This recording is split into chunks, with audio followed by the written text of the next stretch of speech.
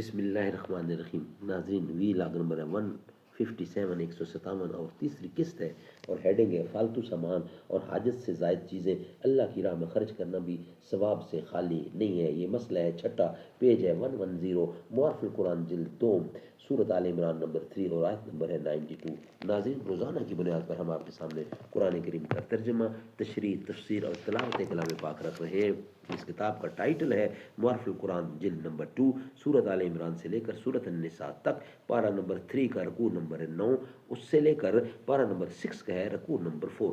Writer ہے اس کتاب کے حضرت مولانا مفتی محمد شفیع صاحب عثمانی رحمۃ اللہ علیہ، مفتی اعظم پاکستان.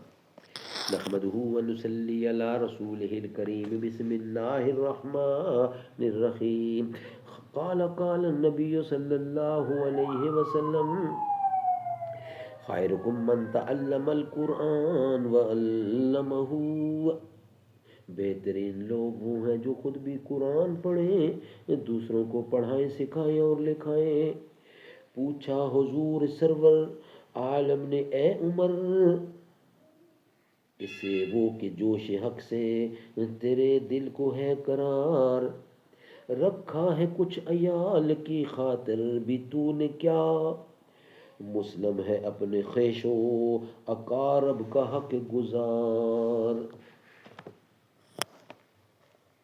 چھٹا مسئلہ یہ ہے کہ آیت میں یہ بتلایا گیا ہے کہ خیر کامل اور ثواب عظیم اور صف ابرار میں داخلہ اس پر موقوف ہے کہ اپنی محبوب چیز اللہ کی راہ میں خرچ کریں، مگر اس سے یہ لازم نہیں آتا کہ ضرورت سے زائد فالتو مال خرچ کرنے والے کو کوئی ثواب ہی نہ ملے، بلکہ آیت کے آخر میں جو یہ ارشاد ہے وَمَا تُنْفِقُوا مِنْ شَيْءٍ فَإِنَّ اللَّهَ بِهِ عَلِيمٌ، یعنی تم جو کچھ مال خرچ کرو گے اللہ تعالیٰ اس سے باخبر ہے.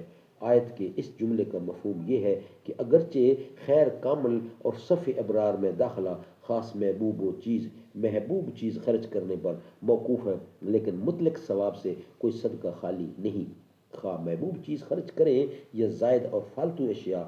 ہاں مکروہ اور ممنوع یہ ہے کہ کوئی آدمی اللہ کی راہ میں خرچ کرنے کے لیے یہی طریقہ اختیار کر لے کہ جب خرچ کرے فالتو اور خراب چیز کا ہی انتخاب کر کے خرچ کر لیا کرے.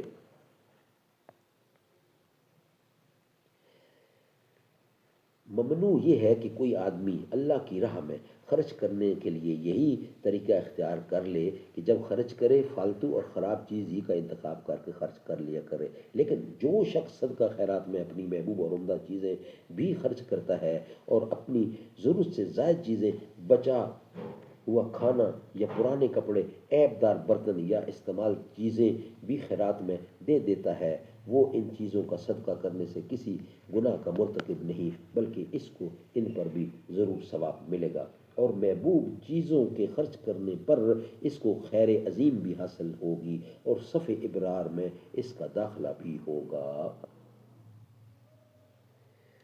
آیت کے اس آخری جملے میں یہ جملہ بھی بتلایا گیا ہے کہ آدمی جو کچھ خرچ کرتا ہے اس کی اصل حقیقت اللہ پر روشن ہے کہ وہ اس کے نزدیک محبوب ہے یا نہیں، اور اخلاص کے ساتھ اللہ کی رضا کے لیے خرچ کر رہا ہے یا ریا و شہرت کے لیے. محض کسی کا زبانی دعویٰ اس کے لیے کافی نہیں ہے کہ میں اپنی محبوب چیز کو اللہ کے لیے خرچ کر رہا ہوں، بلکہ علیم و خبیر جو دل کے پوشیدہ رازوں سے واقف ہے دیکھ رہا ہے کہ واقعہ میں اس کے لیے خرچ کیا کیا درجہ ہے، یعنی اس کے لیے خرچ کا کیا درجہ ہے وہ اللہ ہی بہتر جانتا ہے.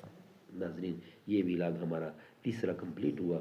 چوتھا ویلاگ ہوگا 158 اور چوتھی قسط ہوگی وہ انشاءاللہ نیکسٹ کمنٹ میں آپ کے سامنے ہم رکھیں گے.